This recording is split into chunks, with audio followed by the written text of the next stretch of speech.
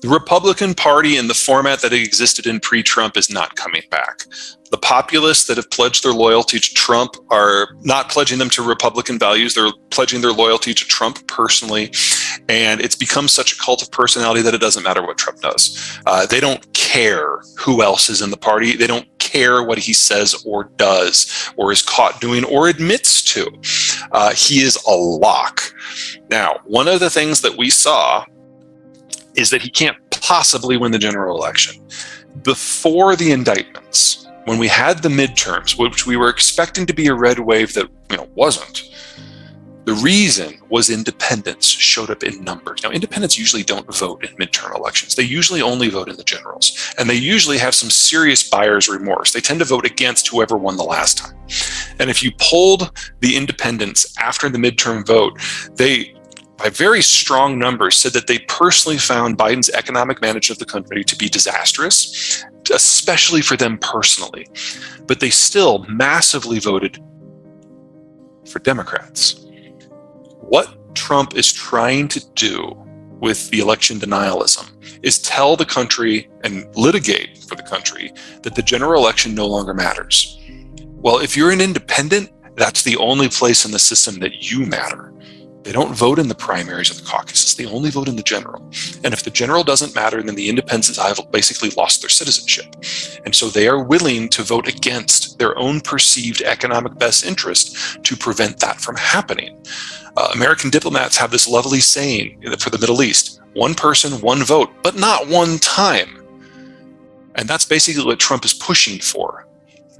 To overturn the electoral system so that he or people that he appoints can rule forever. And for independents, that's a non-starter. And so they have turned very, very firmly against him. Well, if you look at the spread of the vote, both when Trump ran against Hillary Clinton as well as when he ran against Joe Biden, in all but 5 states that he won by a margin that was smaller than the independent vote. If independents were willing to show up and vote in midterms, you bet their ass they're going to show up in the general election. And they will hold their nose and they will vote for Joe Biden. And that means that we are looking at a wipeout of Republicans at the national level, at least on par to what we saw in 1984. Of course, Trump will scream from the rooftops that it was all rigged, but independents don't buy it. And that's all that really matters in this election. We've identified the demographic on which this is going to turn, and they've already made their views known. So all Biden has to do to walk away with this is not die. And it's his. Including people at Fox keep coming with me with theories, and then I investigate them and they don't pan out. I just don't know. I just know that his post-Fox presentations, anything that involves Biden or Ukraine, the syntax, in many cases, the specific grammar choices, show somebody who speaks English as a second language. They're very Slavic. And if you look at what's happened in Russian propaganda, and the same hour that he posts his stuff, it's the same exact material. So the link there is very firm, it's very strong, but I don't understand his motivation. Conversation has already been had and discounted out, of course. Biden, one of the things that he's doing right now is he's trying to recoup Democratic support for the union movement. The IRA was very big in that. Remember that during the Trump administration, Trump was very, very successful at courting the union vote. And the majority of union members did vote for Trump in round 2. And so Biden now is trying to pull those guys back into the Democratic coalition, and doing anything that loosens the tariffs in any meaningful way with China would be working the other direction. So there is a case to be made that the tariffs are unnecessarily inflationary. That's a very complicated, nuanced discussion with a lot of pros and cons. It is real. But siding with the people who want the tariffs to go away would probably cost Biden the union vote, and he's fought very, very hard to get that back, so I don't see it happening. I don't have an opinion on golf, I'm afraid not. I can tell you that for the Saudis, everything is on the table right now. When you realize that the country that you thought was going to first fight for you like mercenaries isn't, then you have to call everything into question. So that is part of the reason that they're allowing women to drive and get educations, because they know they're going to need more workforce. That's part of the reason why they're warming up to the relationship with the Indians, because they know they need workforce at that level. And that's one of the reasons they're accepting payment for some of their oil in yuan, in order to build a more constructive relationship with the Chinese.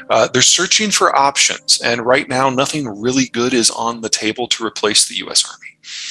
My general position has been that the Chinese will cease to exist before the Russians because the Russians just are more durable culturally, and they're not dependent upon economic activity, growth, and global access in order to keep their systems running, whereas the Chinese are utterly dependent on those things.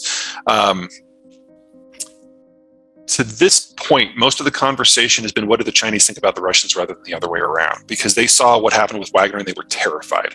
The Chinese are very clearly the biggest losers internationally from the Ukraine war, with the obvious exception of the Ukrainians themselves, because they're now getting most of their crude from the world's longest supply line that goes from the Baltic Sea around Portugal through Suez and by India and Vietnam and Taiwan before it gets to northern China.